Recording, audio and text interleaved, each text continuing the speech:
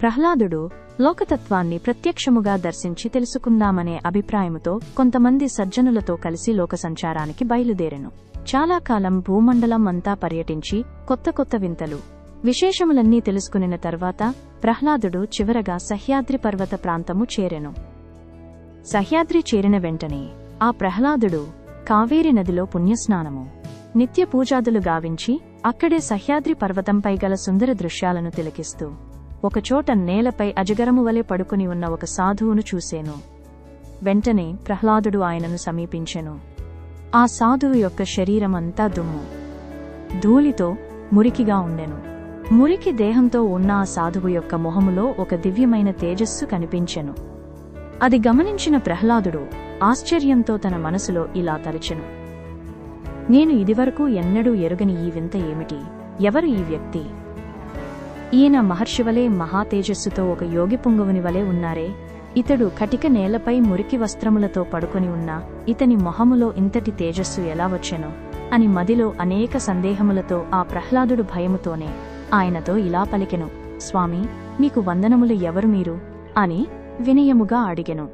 అంతట సర్వమూ తెలిసిన ఏమి తెలియని పసిబాలుని వలె ఆ మహర్షి మెల్లమెల్లగా కన్నులు తెరిచి ప్రహ్లాదుడిని చూచెను. మహర్షి చూపులను గమనించిన ప్రహ్లాదుడు మరలా ఆయనతో ఇలా పలికెను, ఓ మహానుభావా, మీరు ఎవరు? నేలపై ఒక అజగరము వలె ఎందుకు ఇలా పడుకునియున్నారు? ఏమీ చేయకుండా ఇలా పడుకుంటే మీకు ధనము ఎలా? ధనము లేనిచో భోగములు అనుభవించలేము కదా. మీ శరీరమంతా దుమ్ముతో కప్పియున్నను మహాతేజస్సు ప్రకాశించుచున్నది. మీరు ఎవరో కాని గొప్ప యోగీశ్వరుని వలె కనిపించుచున్నారు. నేను భూమండలము అంతా తిరిగి ఎన్నో వింతలు విశేషములను ప్రత్యక్షంగా దర్శించితిని, తెలుసుకొంటిని. కాని మీలో నేను చూచిన ఈ యొక్క వింత నాకు చాలా కొత్తగానూ మరియు ఆశ్చర్యముగానూ ఉన్నది. దయచేసి ఈ వింతకు కారణమేమిటో నాకు తెలియచేసి నన్ను ధన్యుణ్ణి చేయండి స్వామి అని ప్రహ్లాదుడు అక్కడ సాధువు రూపములో ఉన్న ఆ శ్రీ దత్తాత్రేయ స్వామిని వేడెను. అంతటా ఆ మహర్షి, నాయనా ప్రహ్లాదా, నీవు ఆ శ్రీహరినే మెప్పించి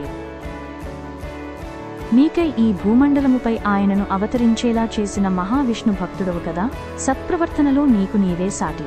సమస్తము కూడా ఆధ్యాత్మిక చింతనతోనే వీక్షించేవాడివి. నీకు నిజముగా తెలియకనే నన్ను అడుగుచోటివా అని ఆ యోగి ప్రహ్లాదుణ్ణి ప్రశ్నించెను. అంతటా ఆ మహర్షి యొక్క ప్రశ్నకి ప్రహ్లాదుడు ఇలా బదులు పలికెను, నిజము స్వామి, నేను ఇదివరకు ఇటువంటి విశేషము చూడలేదు అని పలికెను. అప్పుడు ఆ మహర్షి, నాయనా, అయితే చెబుతాము, శ్రద్ధగా ఆలకించుము. ప్రతి మానవ జన్మ స్వర్గమోక్షాలకు ద్వారసీమ. ఇక్కడ పాపకర్మలు ఆచరించినచో వారికి పిదప జంతు జన్మ లభించును. పాపపుణ్యములు సమానముగా చేసిన వారికి మరలా మనుష్య జన్మ లభించును. అప్పుడు వారు సుఖదుఖములు రెండూ అనుభవించవలెను. సుఖము పొందుటకు ఏవేవో కర్మలు చేస్తుంటారు. వాటి వలన అనుకూల ప్రతికూల ఫలములను సమానముగా పొందెదరు. కాని అసలు ఫలానుభవమే వద్దు అనుకున్నవాడు కర్మలని ఆచరించవలసిన అవసరమే లేదు కదా. సుఖము అనేది ఆత్మ యొక్క స్వరూపము. ఇక భోగములనేవి కేవలము కల్పితమో శాశ్వతములు నాయనా. నేను పూర్తి జ్ఞానం పొందిన తరువాత ఇంకా కర్మలు ఆచరించవలసిన అవసరం లేదు కదా.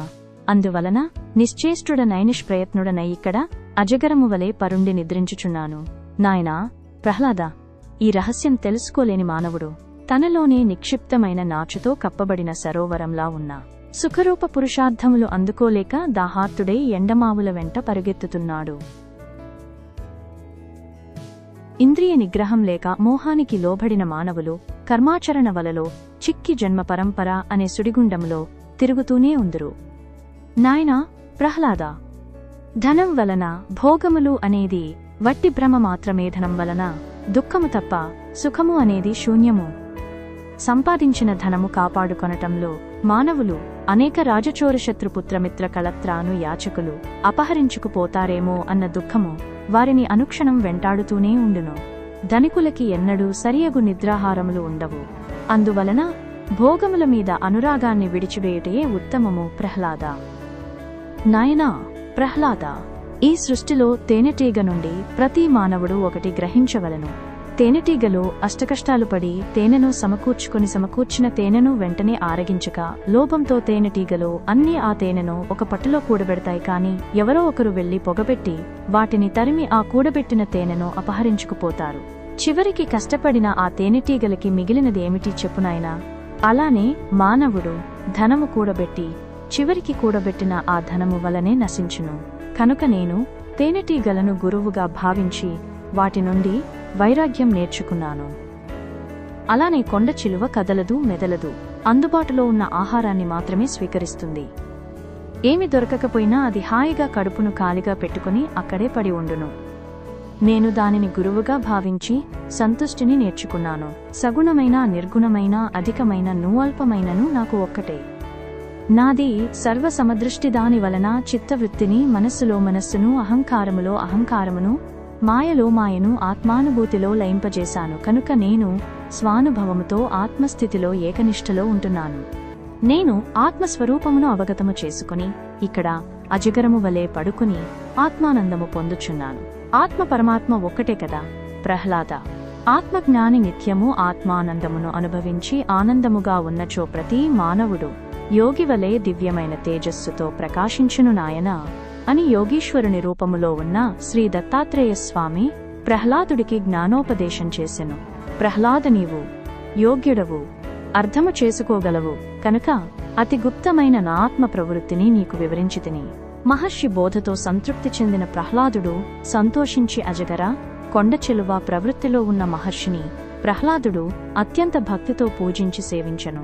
పిదప ప్రహ్లాదుడు శ్రీ దత్తాత్రేయ స్వామి యొక్క ఆశీర్వాదములు పొంది స్వామి వద్ద సెలవు తీసుకుని అక్కడి నుండి వెళ్ళెను.